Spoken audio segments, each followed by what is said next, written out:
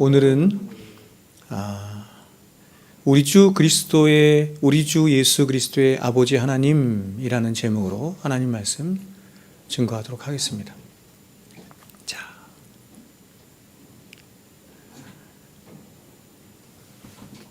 엄마 아빠 안 오셨어? 못 오셨어? 아마 오실 거야. 자, 엄마 아빠 바쁘셔가지고 직장 때문에 바쁘신데 애들 이렇게 오고 너무 귀하죠. 네. 오늘은 역대급으로 아마 제가 설교를 짧게 할 것 같은데 한번 보십시오. 제가 1시간 미만으로 안 한 적이 없는데 오늘은 아마 굉장히 그러나 굉장히 중요한 말씀이니 여러분 귀 기울여 잘 들으시길 바랍니다.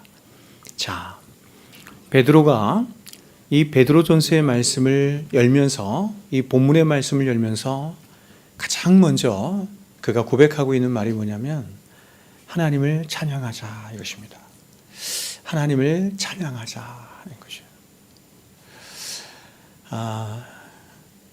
정말 하나님이 어떤 분이신지 알게 되면, 그렇죠? 하나님이 우리 안에 이루신 구원이 어떤 것인지를 알게 되면 하나님을 아는 혹은 하나님을 알지 못하는 자들이라 할지라도 모든 세상을 향해서 우리는 아마 이렇게 얘기하지 않을까요? 하나님을 찬양합시다.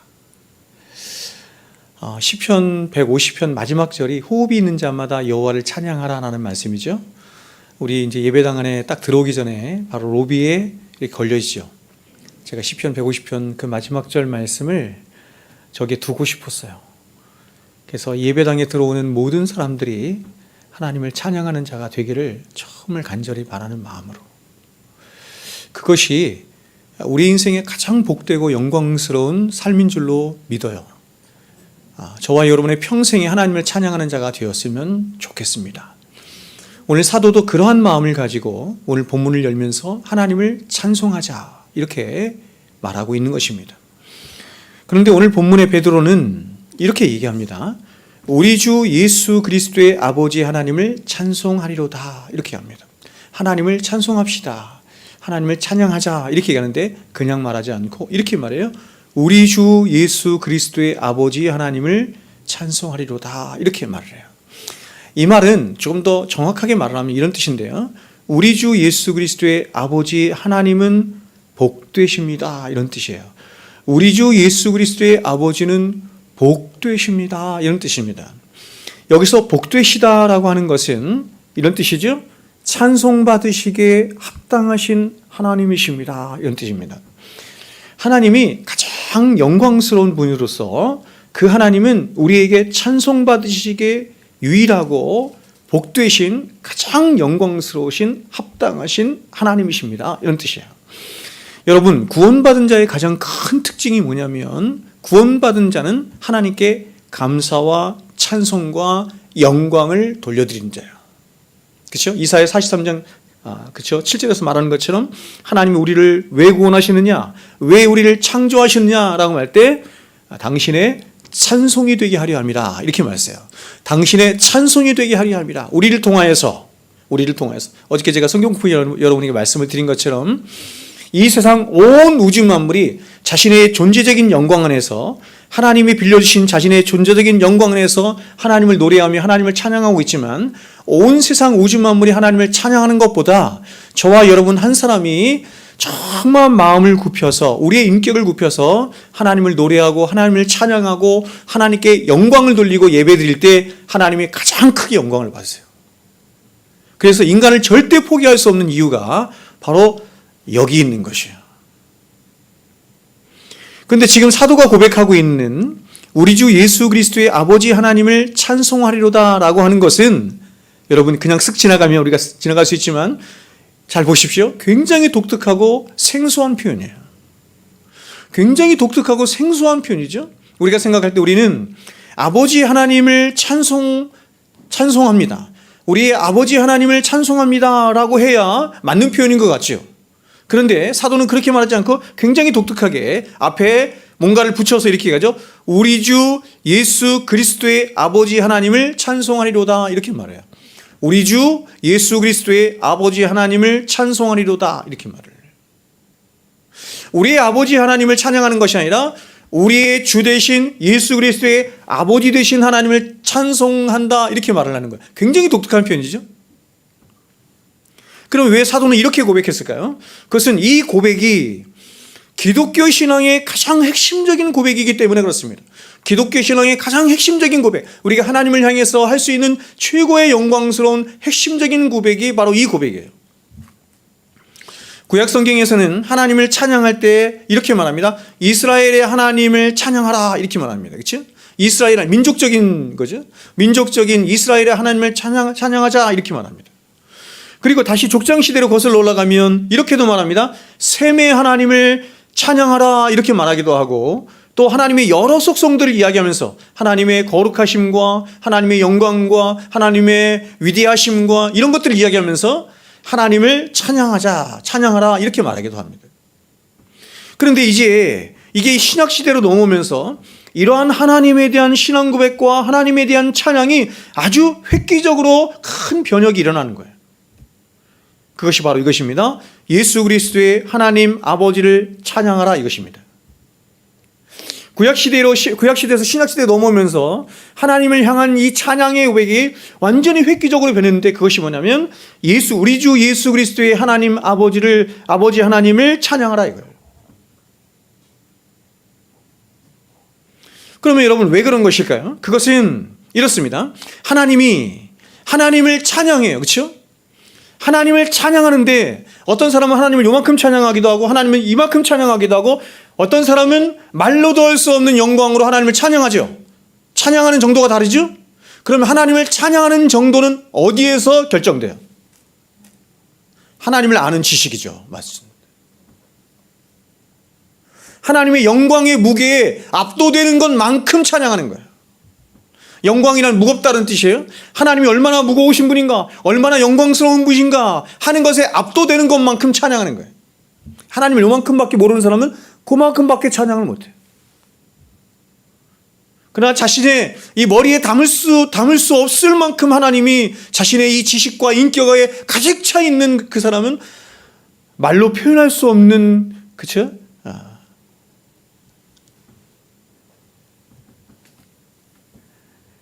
그래서 여러분, 제가 늘 말씀드린 것처럼 사도 바울의 서신을 읽으면 사도 바울이 하나님을 찬양할 때 그렇게 하는 거예요. 에베소서나 로마서도 마찬가지고 골로새서 이런 데 보면, 제가 얼마 전에도 여러분에게 설교할 때 말씀드린 것처럼 사도가 성부, 성자, 성령 하나님 안에서 이루신 이 구속의 이 영광을 이야기하는데, 이거를 자신의 입으로, 자신의 말로, 자신의 표현으로, 언어적인 표현으로 말을 못하니까 자신이 할 수 있는 모든 언어를 다 동원해서, 이 수식어가 굉장히 많은 거예요. 수식어에 수식어를 더하고 부사에 부사를 더하고 자신이 할 수 있는 최상급의 언어를 써서 하나님을 찬양하는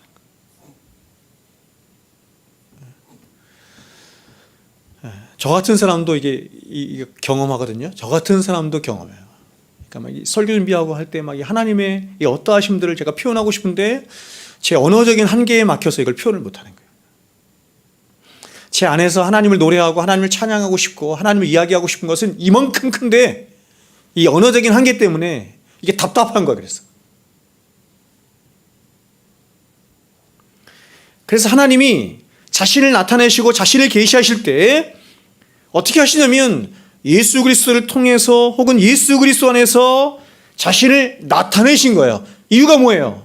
이유가 예수 그리스도 안에서 혹은 예수 그리스도를 통해서 자신을 계시하고 나타내실 때 자신을 가장 영광스럽게, 가장 밝히, 가장 정확하게 나타내실 수 있기 때문이에요. 그게 언제 가능하게 되었다고요? 예수님이 오심으로 말미암아.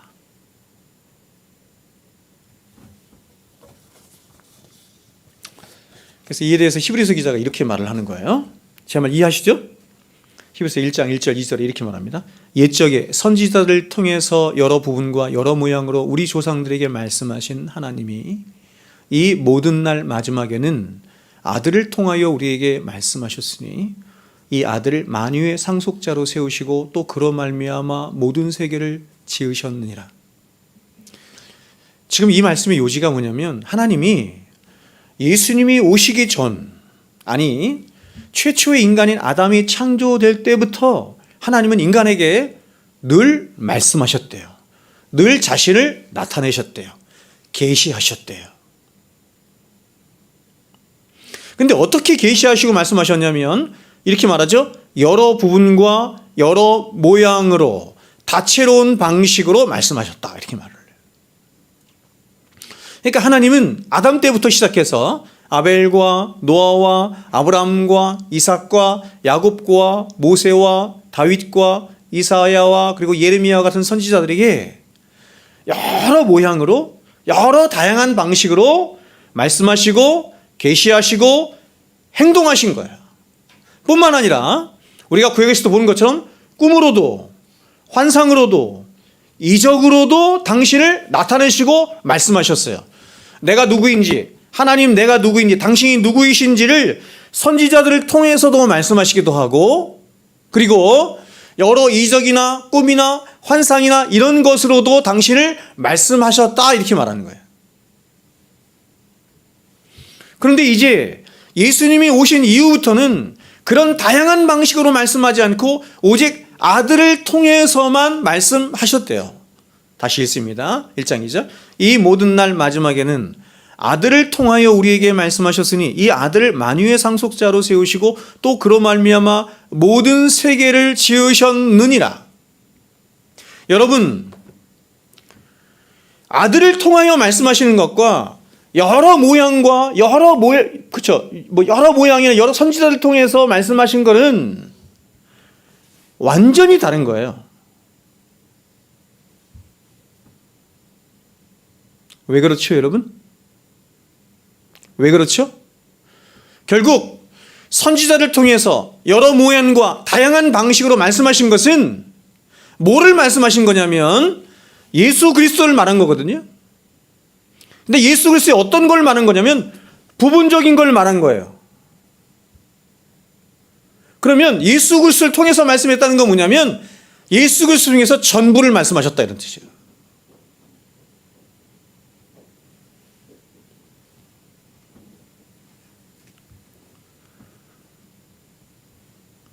그러면 여러분 왜 하나님은 구약시대에는 이렇게 여러 다양한 방식과 모양으로 말씀하시다가 예수님이 오신 이후에는 예수님을 통해서만 말씀하신 것일까? 그것은 구약에 나타난 계시의 말씀과 신약에 나타난 계시의 말씀이 다른 말씀이기 때문이 아니고 구약의 말씀이든 신약의 말씀이든 다 결국 뭐냐면 우리의 구원을 또 우리를 하나님 앞으로 인도하기 위한 구원의 말씀인 것인데, 그런데 이러한 구원은 오직 우리의 유일한 중보자 되신 예수 그리스도를 통해서만 가능한 거예요. 그러므로 구약의 말씀이든 신약의 말씀이든 결국 모든 계시의 말씀들은 우리의 유일한 구원자 되신 예수를 나타내고 예수를 증거하고 예수를 예표하는 말씀이에요. 그런데 구약의 모든 말씀은 어떤 말씀이라고요? 그 예수의 부분적인 것만 얘기해요. 예수님에 대해서 가장 많은 예언을 한 가장 대표적인 선지자가 이사야인데, 그럼에도 불구하고 이사야 또한 예수님의 아주 일부분만 예언하는 거예요.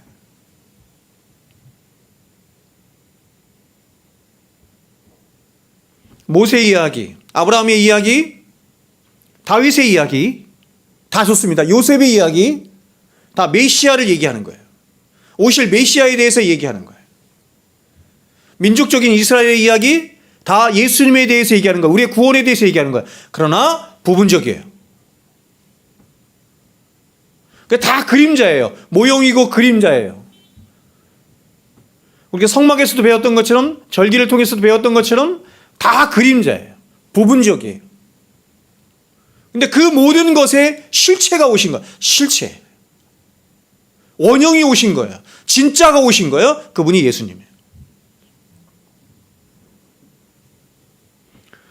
그래서 그 계시의 총체이시자 정점이신 예수가 이 땅에 오심으로 계시는 완성된 것이고, 따라서 하나님은 이제 계시의 완성자이신 예수님을 통해서만, 다시 말해서 그 예수를 증거하고 있는 뭘 통해서만? 성경 66권을 통해서만 말씀하십니다. 성경은 다 예수 이야기예요. 구약이든 신약이든. 그래서 예수님께서 말씀하신 거예요.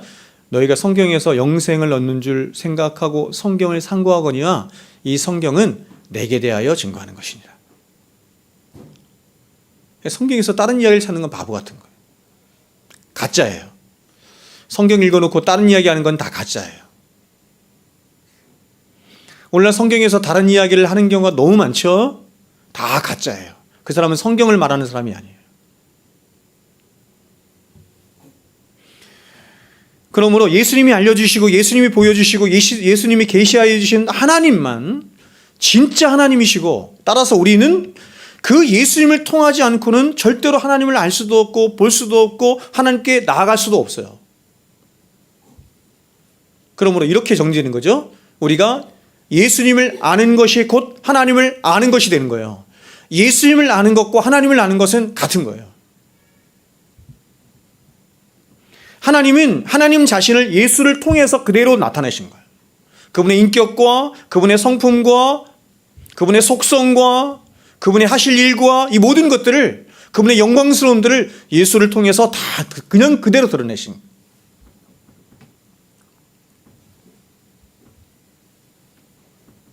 그래서 빌립보서에서 사도가 예수 그리스도를 아는 지식이 가장 고상하다라고 말한 이유가 거기 있는 거예요. 예수 그리스도를 아는 지식 이외에 우리를 하나님 앞으로 인도할 수 있는 지식은 세상에 없어요. 8만 대장경을 줄줄 외워도, 쿠란을 줄줄 다 외우고 암송하고 다 해도, 세상에 있는 모든 학문에 다 통달을 해도 우리를 하나님 앞으로 인도해낼 수 있는 지식은 없어요. 우리를 하나님 앞으로 인도해낼 수 있는 지식은 오직 예수에 대하여 증거하는 성경 66권 밖에 없어요. 따라서 우리가 하나님을 부를 때 가장 많이 부르는 말이 하나님 아버지라고 부르는데, 이 부름은 하나님이 창조주시기 때문에 아버지라 부르는 것이 아니고, 나를 지으신 분이 하나님이시기 때문에 아버지 이렇게 부르는 게 아니에요. 또 우리가 경험하고 있는 아버지를 빗대어서 하나님을 아버지라 부르는 것도 아니에요. 성경적인 우리가 하나님을 향해서 아버지 하나님 이렇게 부르는 것은 그런 의미가 아니에요. 왜냐하면 인간 아버지는 자녀들에게 아주 좋은 분이긴 하지만 그럼에도 불구하고 아버지는 죄인이기 때문에, 제한적이고 부족하고 죄 가운데 있는 아버지이기 때문에, 오늘날 육신적으로는 아버지이지만 부모이지만 그러나 아버지로서의, 부모로서의 자격이 없는 자들이 얼마나 많이 있습니까? 그럼 우리가 하나님을 아버지라 부르는 것은 이런 인간 아버지와 같은 개념 하에 그분이 바로 인간 아버지로서의 그런 아버지와 같은 개념을 가지고 하나님을 향해서 아버지 이렇게 부르는 게 아니에요. 그럼 뭐냐면, 우리가 하나님을 아버지라 부르는 것은 예수 그리스도의 아버지라는 의미예요. 예수 그리스도의 아버지라는 의미예요. 바로 예수님이 하나님과의 부자 관계도, 이거 적자죠, 적자. 진짜 적자 관계는 성부 하나님과 성자 하나님만의 관계인데, 하나님과의 부자 관계 안에서 예수님이 그 하나님을 향해서 알고 계시고 교제하고 계시며, 그래서 그 예수님이 우리들에게 중보자가 되셔서 진정으로 알려주시기를 원하시는 그 아버지 하나님이라고 하는 의미에서 우리는 하나님을 하늘 아버지 이렇게 부르는 거예요. 바로 이렇습니다. 예수님이 알고 계시고 예수님이 교제하고 계시며 예수님이 사랑하고 계시며, 그래서 예수님이 아버지라고 할 때 그 예수님이 알고 계시는 그의 전인격 속에서 알고 계시는 그 하나님, 아버지 하나님이죠. 그 하늘 아버지를 우리도 그렇게 인식하며, 누구를 통해서? 예수를 통해서 그렇게 인식하며 우리도 하늘 아버지를 향해서 아버지 이렇게 부르도록 하신 거예요.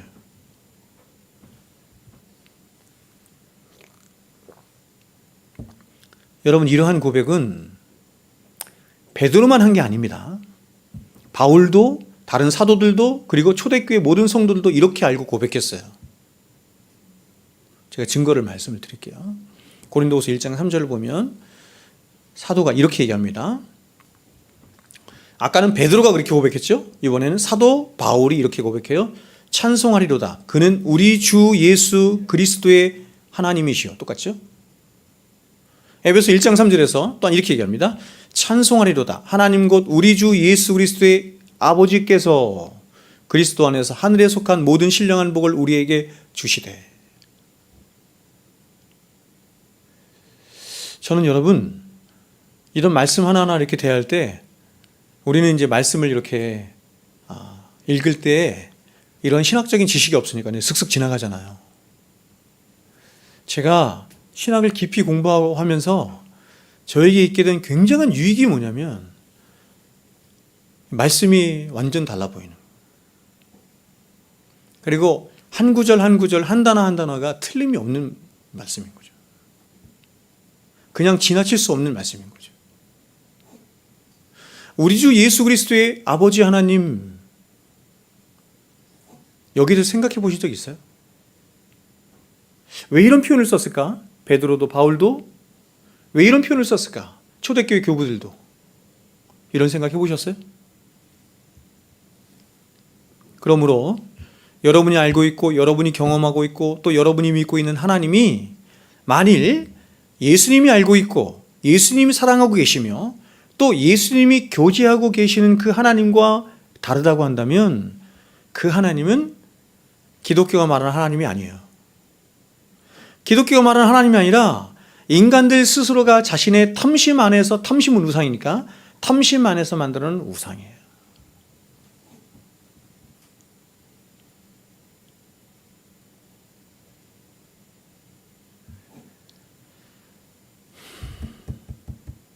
제가 지금까지 목회를 하면서 10년이 넘게 벌써 목회를 하면서 저는 이런 사람들을 숱하게 봐요. 숱하게.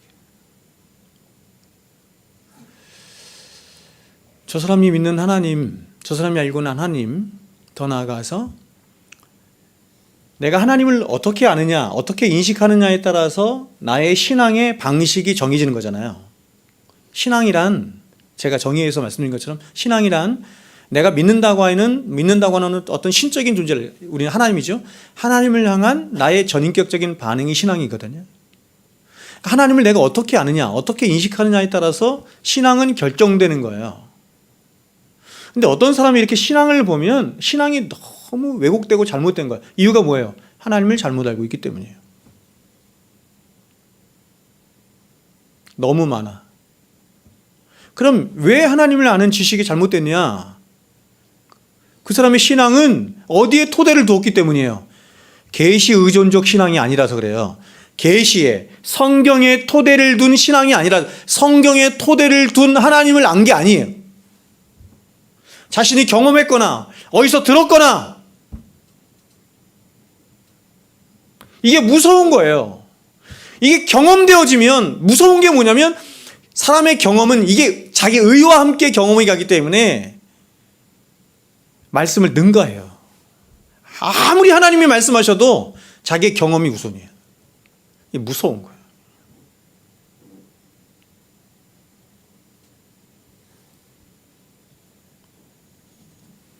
그래서 여러분, 우리가 하나님을 바로 알고 하나님과 바른 관계를 맺고 싶다면 바로 예수님이 하나님과 어떤 관계를 맺고 계시고 또 예수님이 하나님을 어떻게 알고 계시는지를 알면 되는 거예요.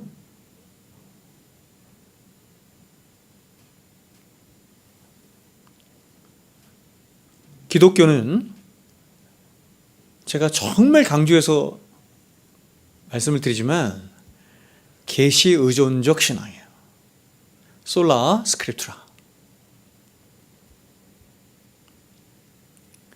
이게 무너지면 다 무너지는 건데, 여러분, 이 솔라 스크립투라, 오직 성경, 계시 의존적 신앙이 무너진다는 건 어떤 걸 말하는 거냐면, 신앙이 이렇게 있잖아요. 신앙이라고 하는 나무가 있으면 뿌리가 뽑힌 걸 말하는 거예요. 뿌리가 썩었거나 뿌리가 뽑힌 걸 말하는 거예요. 가지가 좀 잘못되거나 줄기가 어떤 상처가 괜찮아요. 그런 거는 고치면 돼요.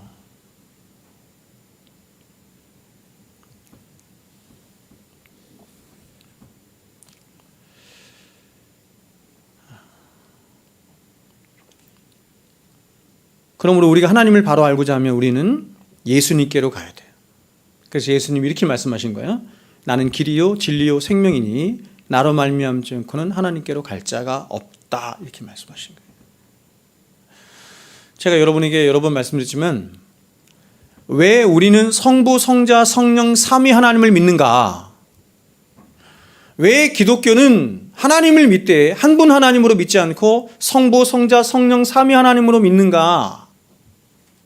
그걸 어떻게 알았어요? 하나님이 삼위로 계시다는 것을 우리는 어떻게 알았어요? 어떻게 알았죠? 예수님을 통해서 보니까 하나님이 그렇게 보이는 거예요. 계시의 총화로 오신, 그러니까 우리는 하나님을 어떻게 하냐면 예수를 통해서 하나님을 알 수 있는 거거든요. 그래서 예수님을 통해서 하나님을 보니, 하나님께로 나아가니 그 하나님이 성부, 성자, 성령으로 계신다, 이렇게 말하는 거예요.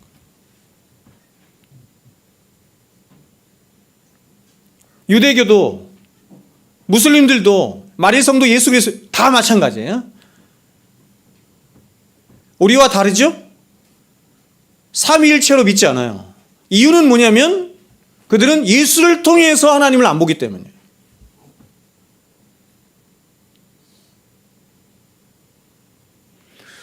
유대교도 우리도 똑같이 구약성경이 있어요. 구약성경. 근데 우리는 구약성경에서 하나님을 어떻게 보냐면 성부, 성자, 성령 하나님으로 봐요. 그렇게 보이네? 이유가 뭐예요? 예수를 통해서 보니까. 근데 유대교는 똑같은 구약성경을 보는데도 성부 하나님만 보이지, 아니 그것도 아니에요. 사실은 이것도 말도 틀려요. 성자 하나님, 성령 하나님은 보이지 않는 거예요.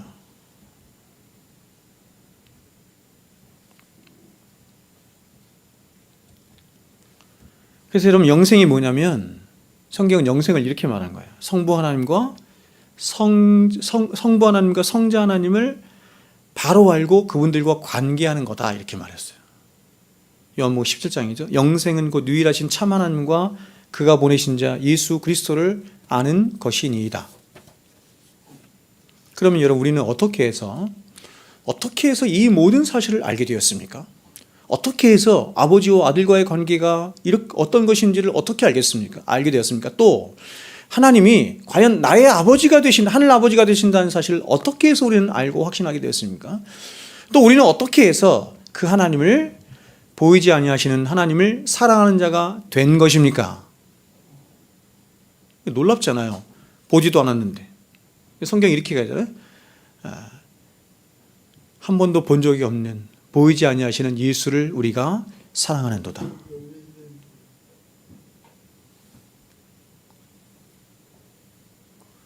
그래서 여러분, 이렇게 이 모든 진리를 알게 하시고 깨닫게 하시고 우리로 하여금 그것을 누리도록 하시기 위해서 성부 하나님께서 한 가지 일을 하신 거예요. 그게 뭐예요? 성령 하나님을 우리에게 보내신 거예요.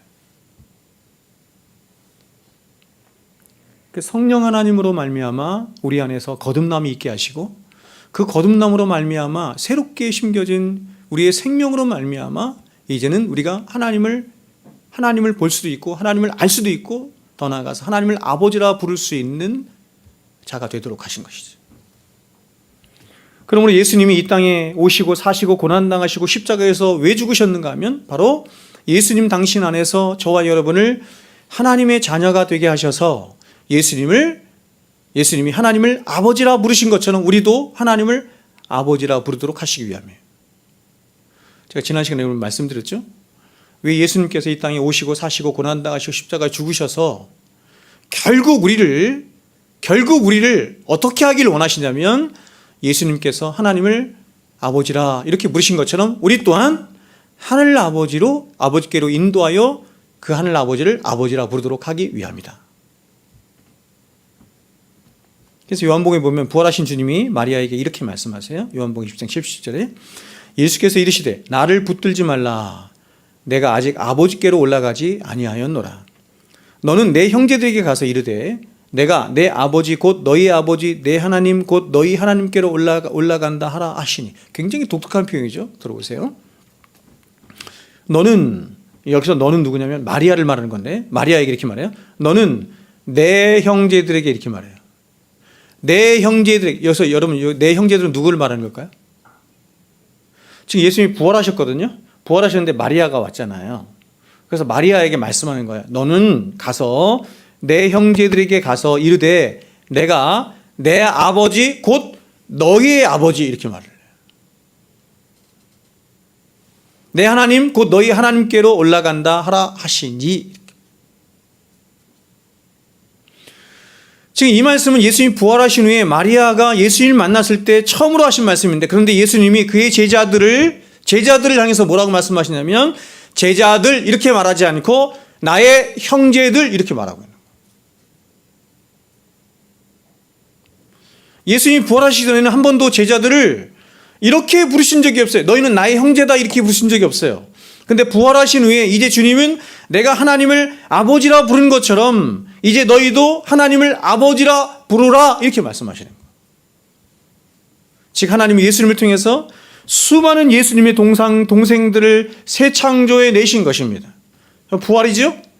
그래서 초실절날 하나님 앞에 곡식을 드리는데, 그렇죠? 곡식 첫 열매를 드리죠. 첫 열매는 뭐예요? 열매는 하나잖아요. 근데 초실절은 부활절을 의미한다 그랬어요. 그러면 부활의 날에 하나님 앞에 곡식을 드리는데 하나의 열매를 드리는 게 아니라 어떻게 드린다고요? 단을 묶어서 드린다고. 첫 열매와 함께 묶여진 교회를 드린다 이런 뜻이죠.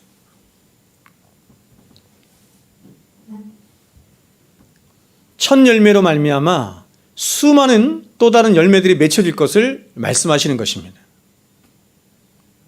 그래서 여러분, 예수님이 적자이시고 그 예수님 밑으로 우리는 다 형제들이에요.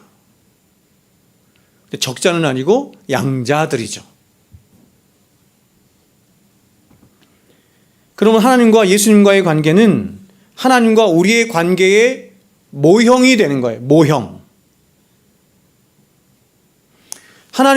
성부 하나님과 성자 하나님과의 관계는 우리가 결국 구원을 받아서 인도되는 자리는 하나님 앞이거든요. 하나님과의 우리와의 관계예요.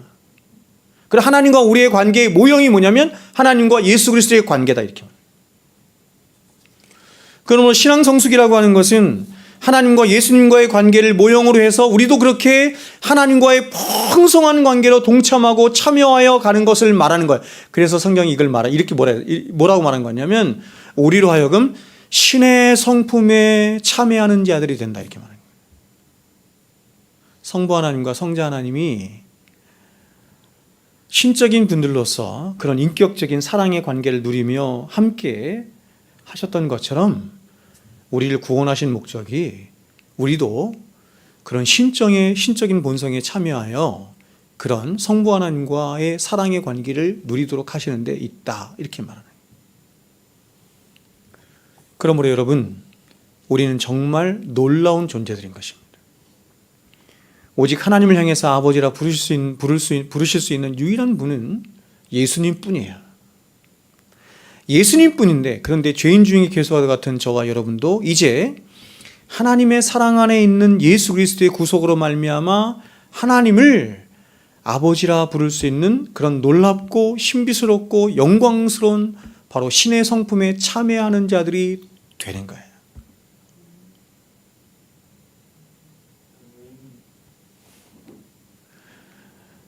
저는 김용희 선교사님이 김용희 선교사님 아시죠? 그 선교사님이 그렇게 설교를 하시는데 온몸의 감동과 불로 떨면서 말씀하시는데 뭘 말씀하실 때 그렇게 하시냐면 자기 인생이 완전히 획기적으로 바뀌게 된 게 바로 이것 때문이래요. 근데 이것은 김용희 선교사님뿐만 아니라 앞에 있는 믿음의 선진들, 특별히 교부들 이런 사람들, 어거스틴 같은 사람들이 다 고백하는 바거든요. 신앙 고백해서 하나님이 어떤 분인지를 알고 그 하나님 앞에서 내가 누구인지를 알게 됐어요. 근데 그 하나님이 나를 위해서 당신의 독생하신 아들, 나 같은 죄인 중에 괴수와 같은 자를 향해서 자기의 머리에 담을 수도 없고 측량할 수도 없고 이해할 수도 없는 그 하나님이 자신의 아들을 십자가에 죽여서 우리와 관계 맺기를 원하셨다. 사랑하셨다. 이게 도저히 이해가 안 되는데 그게 받아들여지니까, 그리고 그것이 자신의 인격 안에서 감격이 되어지고 누려지게 되니까 더 이상 자신을 위해서 살고 싶은 마음이 하나도 없어지더라는 거죠.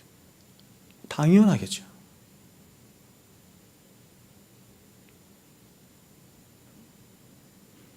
저는 누구라도 진정으로 이 사실이 저와 여러분에게 믿어지게 되면 우리 안에는 천지가 개벽하는 일이 있어진다 생각해요.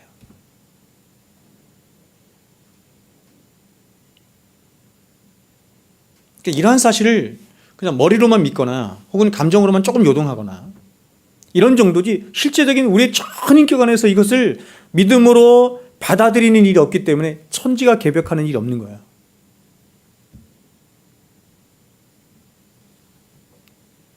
이러한 사실 정말 믿게 되면 우리는 기뻐하지 않을 수 없고 찬양하지 않을 수 없고 감사하지 않을 수 없고 그분을 사랑하지 않을 수 없는 거예요. 그래서 지금 사도가 우리 주 예수 그리스도의 아버지 하나님을 인식하자마자 가장 먼저 하는 얘기가 찬송하자 이렇게 말하는 거예요. 찬송하자 이렇게 말하는 거예요. 나는 그분을 찬양하지 않을 수 없다. 나는 그분을 사랑하지 않을 수 없고 나는 그분의 영광을 위하여 살지 않을 수 없다. 이렇게 말하는 거죠. 그러므로 여러분, 자, 오늘 말씀의 결론입니다. 이 놀라운 신앙세계 안으로 우리가 들어가고자 하면 우리에게 가장 먼저 필요한 게 뭐냐면 지식이에요. 지식.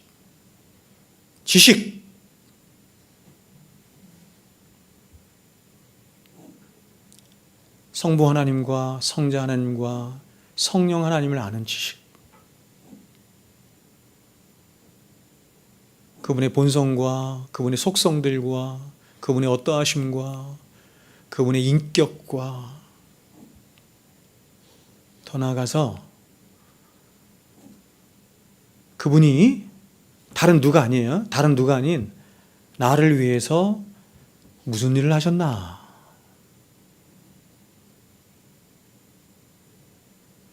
여러분, 그 삼위 하나님이 나를 위해서 언제부터 일하셨어요? 성경에 의하면 창세전에 이미 일하셨대요.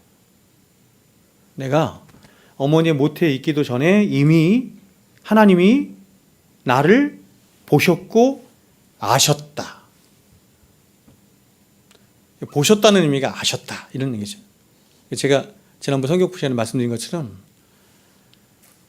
알미니안 주제들이 이걸 이용해서 아는 게 먼저다, 예지가 먼저다 이런 식으로 해석을 하는 건 잘못된 해석이에요. 내가 너를 보았다 라고 하는 건 내가 이미 너를 알았다, 내가 너를 사랑했다 이런 뜻이에요. 창세전부터 그리스도 예수 안에서 우리를 택하시고 부르시고 우리의 구원을 위하여서 성부 성자 성령 하나님 안에서 은혼이 계셨고 그 은혼을 따라서 성부 하나님은 성자 하나님과 성령 하나님을 보내주셨고 그 모든 구속의 일을 다 계획하시고 주관하시고 통치하셨고 성자 하나님은 그 성부 하나님의 모든 구속의 뜻에 완전히 순종하심으로 이 땅에 오셨고 사셨고 고난당하셨고 십자가에 죽으셨고 그리고 다시 사셨고 하나님 보좌 우편에 가셔서 지금도 우리를 위하여 중보하고 계시며 우리를 위해서 간구하고 계시며 성령 하나님 또한 성부 하나님의 뜻을 따라서 이 땅에 보내심을 받으셔서 성자 하나님께서 이루신 그 의를 붙들고 우리에게 오셔서 우리 각자에게 오셔서 구속의 일을 적용하심으로 우리를 중생케 하시고 더 나아가서 하나님께서 우리에게 선물로 주신 진리의 말씀을 따라 진리 안에서 진리의 영이신 성령께서 역사하심으로 우리를 진리 가운데로 인도하시는 하나님께로 인도하시는 모든 일을 하셨다.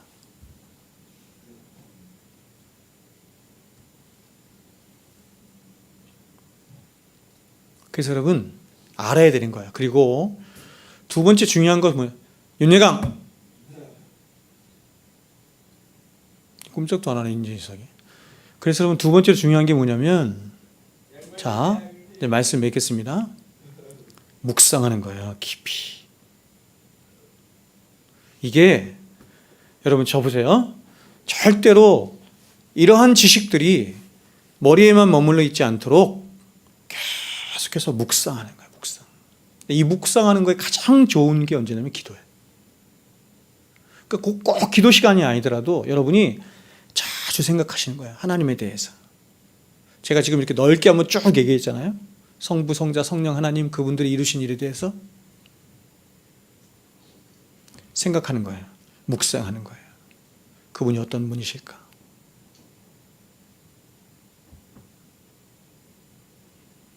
저와 여러분은 사실상 그분을 아는데 저는 0.1%도 모른다고 생각해요. 그래서 어떤 때는 저는 그런 생각할 때가 있어요. 성경에 나와 있는 이 계시를 통해서 말씀하신 하나님이 정말 기독교가 말하는 하나님이 맞나? 세상에 어떤 종교에서도요, 신을 이렇게 표현한 종교는 없어요.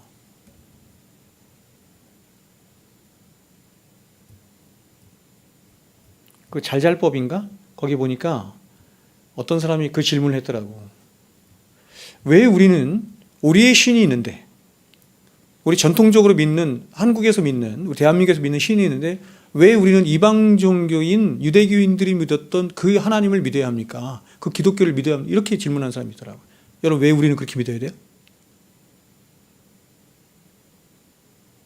왜? 여러분, 우리나라도 그렇고 어느 나라든지 다 대부분은 다 뭐냐면 민족신이에요. 다 신이. 이렇게 천지만물의 주인 대신 천지만물을 지으시고 이런 신은 없어요. 기독교 외에는 없어요. 더 나아가서 어거스틴이 얘기했던 것처럼 그 서양 철학가들이 얘기했던 어떤 신을 이렇게 얘기할 때 그 신과의 어떤 인격적인 관계가 형성되가 더 나아가서 사랑의 관계를 말하는 종교는 기독교 외에는 없어요.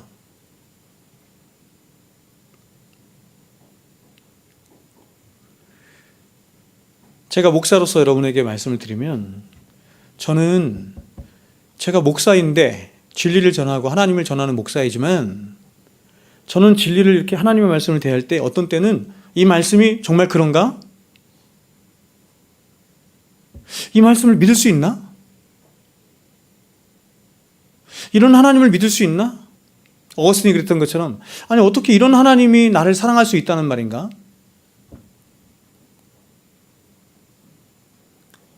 여러분 예수님이 십자가에서 그런 게 여러분 믿어져요? 이게 쉽게 믿어진다는 건 뭐냐면 어떤 면에서 생각을 안 한다는 거예요. 깊이 생각해 보세요. 있을 수 없는 일이에요. 불가능한 일이에요.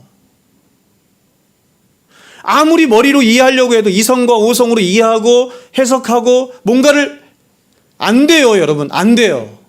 그래서 이게 내 안에서 나온 게 아니라는 걸 아는 거야. 이 믿음이. 근데 이게 믿어지거든요. 이게 믿어져. 이게 어떻게 믿어질까? 이 믿음이 내게 아니구나. 이 불가능한 것을 믿게 하는 분이 있는 거구나. 불가능한 것을 믿게 하셔서 정말 하나님이 계획하신 그 어디론가로 우리로 인도하기 위해서 이 불가능한 것을 믿게 하시는 분이 계신 성령님이 하시는 거죠. 저는요 성령 하나님께서 제 안에 계시다는 걸 제가 그래서 알아요. 말씀을 했습니다. 여러분 알아야 돼요. 공부 많이 해야 돼. 성경에서 야다, 안다는 것은 전인격적인 지식을 말하는 거예요. 전인격적인 지식. 그러나 이 전인격적인 지식은 순서가 있어요. 머리로부터 아는 거야. 머리로, 지각으로. 그래서 공부하는 걸 멈추면 안 돼. 그냥 여기만 있으면 되지 않기 때문에 끊임없이 뭐 해야 되냐면 묵상해야 되는 거야. 묵상하고 생각하고 하나님을 생각하고 보세요. 예수를 깊이 생각하라. 예수를 깊이 생각하고 기도하고